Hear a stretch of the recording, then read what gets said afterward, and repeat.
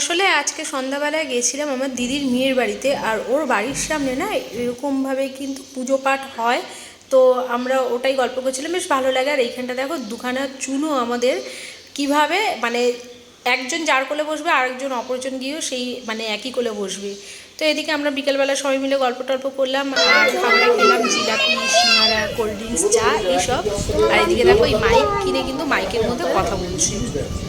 তারপরে যখন রাত্রি 9:30 বাজে তখন আমরা বাড়ির দিকে চলে আসছি। আর বাড়ি থেকে কিন্তু বেশি দূরে না, ওই 1 কিলোমিটারের মধ্যেই কিন্তু ওর বাড়ি। আর যেতে গেলে এরকম রাস্তা পড়ে দুদিক দিয়ে, যেখানে একদম কিন্তু গাছে গাছ ভর্তি। আর এই রাস্তাটা থেকে কিন্তু যেতে আমার ভীষণ ভালো লাগে। সেটা মানে যখনই আমি যাই না কেন আমার এই রাস্তাটা ভীষণ প্রিয়, দুদিকে এত গাছপালা, ঠান্ডা হাওয়া। তো